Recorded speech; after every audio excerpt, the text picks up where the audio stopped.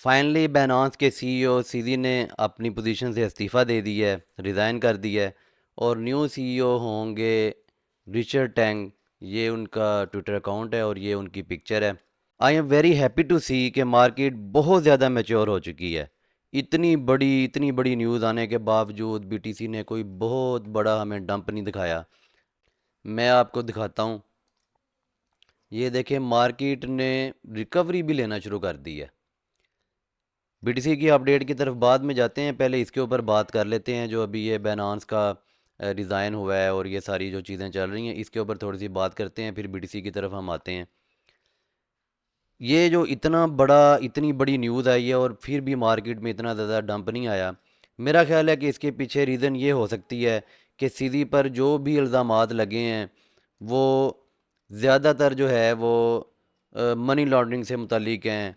और चूंकि अमेरिका जो है वो इसराइल की सपोर्ट करता है और इसराइल और फ़लस्तीन की फ़ाइट चल रही है, तो उन्होंने इस तरह के लुक्स लाइक इल्ज़ाम लगाए हैं कि बैनांस ने फ़लस्तीन के लोगों की, हमास के लोगों की क्रॉस बॉर्डर ट्रांजैक्शन करने में मदद की है, ट्रेडिंग करने में मदद की है, पैसों को ट्रांसफ़र करने में मदद की है। तो इस तरह के सारे इल्ज़ामात लगे हैं। और चूंकि वो इनके कानून के ख़िलाफ़ हैं इसलिए वो ये सारे एक्शन ले रहे हैं। यहाँ पर यूएस जस्टिस डिपार्टमेंट ने कहीं पर भी आप देखें कि किसी भी जगह पर उन्होंने ये इल्ज़ाम नहीं लगाया या ये नहीं कहा कि बैनांस ने अपने क्लाइंट्स, अपने यूज़र्स के फ़ंड्स को मिसयूज़ किया है या अपने फ़ंड्स या अपने यूज़र्स के फ़ंड्स को वो खा गए हैं जैसे एफटीएक्स ने किया था। यानी कि सीधे अल्फाज में इसने अपने यूज़र्स के फ़ंड को अपने यूज़र्स के फ़ंड्स के साथ कोई बेईमानी नहीं की। ये एक वजह हो सकती है कि बैनांस जो है वो स्टिल नंबर वन है। आप देखें कि बैनांस अभी भी जो है वो सारी एक्सचेंजों में पहले नंबर पर आ रहा है।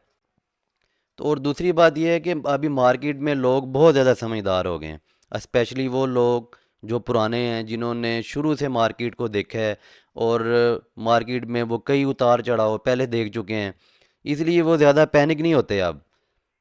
इसके बाद ये न्यूज़ भी आई कि सीजी को जेल हो गई है, लेकिन सीजी ने इसके लिए भी $175 मिलियन का बॉन्ड फिल किया और वो बाहर आ गए।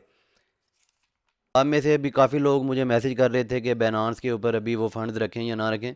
बैनांस स्टिल पावरफुल है, लेकिन एहतियात के पेश नज़र मैं ख़ुद भी ज़्यादातर बायबिट के ऊपर और दूसरी एक्सचेंजेस के ऊपर ट्रेड कर रहा हूँ।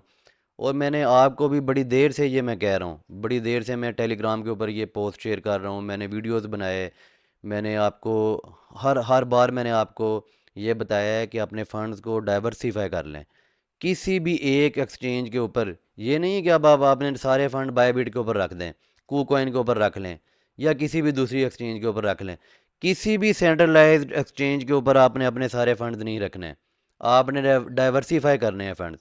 अगर आपने बैनांस को ही यूज़ करना है तो कोई मसला नहीं, आप कर लें बैनांस को यूज़, लेकिन उसके ऊपर फंड्स आप थोड़े से रखें, बिल्कुल थोड़े से। वो फंड्स जिनके साथ आपने ट्रेड करनी है वो ट्रेड कर करके वो प्रॉफिट भी वहाँ से निकालते जाएं। तो बाकी इसके अलावा कोई ऐसा मसला नहीं है, लोग कर रहे हैं अभी भी स्टील जो है।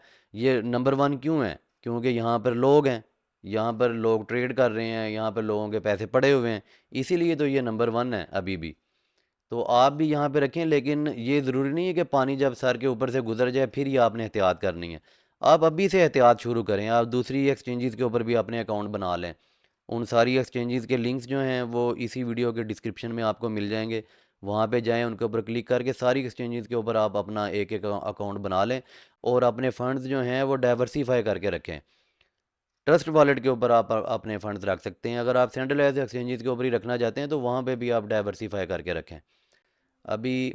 और मैं आपको एक और चीज़ बताऊं कि अभी सारी मार्केट में आप देखें कि हर एक बंदे को ये पता लग चुका है कि इसके पीछे ब्लैक रॉक है, लैरी फिंग है इसके पीछे। क्योंकि मैं ये समझता हूँ बल्कि मार्केट में सारे ही जो लोग इस वक्त काम कर रहे हैं वो इस चीज़ को बड़ी अच्छी तरह समझ चुके हैं कि लैरी फिंग जो है या ब्लैक रॉक जो है ये वन ऑफ द पावरफुल एक इंस्टीट्यूट है। ये कभी भी नहीं चाहेगा, अभी इन्होंने ईटीएफ की अप्रूवल के लिए भी इन्होंने अप्लाई किया हुआ है, सबमिट की हुई है फाइल। अब ये लोग कभी भी नहीं चाहेंगे कि इनके अलावा मार्केट के अंदर कोई किंग हो। अगर ये लोग क्रिप्टो इंडस्ट्री के अंदर एंट्री लेना चाह रहे हैं तो उससे पहले ये क्रिप्टो इंडस्ट्री के अंदर जो दूसरे किंग्स हैं उनका ये सफाया करेंगे, ताकि इनके अलावा कोई भी मार्केट के अंदर दूसरा किंग ना हो। और मुमकिन है कि ये जो आगे अप्रूवल का जो इशू चल रहा है, ये ईटीएफ की अप्रूवल को लेके, मुमकिन है कि ईटीएफ की अप्रूवल से पहले ये इन सब की सफाई कर रहे हों, क्योंकि इनके पीछे हाथ तो इन्हीं का लग रहा है। तो ये इस इन सब लोगों की ये सफाई करेंगे और फिर ये क्रिप्टो इंडस्ट्री के अंदर अकेले ही जो है वो किंग बन के वो अपना राज करेंगे। अभी हम चलते हैं बिटकॉइन की अपडेट की तरफ। तो बिटकॉइन का मैंने कल आपके साथ शेयर किया था।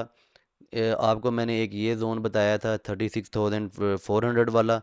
और आप देखें कि यहाँ पे भी बीटीसी ने बड़ी अच्छी सपोर्ट ली, और उसके बाद जब सीजी को जेल के हवाले से कोई न्यूज़ वगैरह आई, उस वक्त मार्केट ने ज़्यादा पंप किया, क्रैश किया। लेकिन नीचे जो मैंने आपको सेकंड सपोर्ट जोन बताया था, बीटीसी ने आप देखें कि किस खूबसूरती के साथ उस सपोर्ट जोन की रिस्पेक्ट की है, और उसी सपोर्ट जोन से ये दोबारा से पंप होना शुरू किया है। और मार्केट में कोई ज़्यादा क्रैश नहीं आया। और मैं समझता हूँ कि फ़िलहाल मार्केट में कोई ज़्यादा अपडेट भी नहीं है। आपको न्यूज़ के ऊपर नज़र रखनी चाहिए। इन सारे ट्विटर्स अकाउंट को आप फॉलो कर लें और न्यूज़ के ऊपर नज़र रखें। मार्केट को थोड़ा सा टाइम दें, देखते हैं कि मार्केट किस रुख बैठती है, फिर उसके बाद ही हम आगे नेक्स्ट अपना कोई भी जो है ना वो फ़ैसला करेंगे। That's it. मिलते हैं किसी नेक्स्ट वीडियो में। अपना ख्याल रखिए। अल्लाह हाफिज़।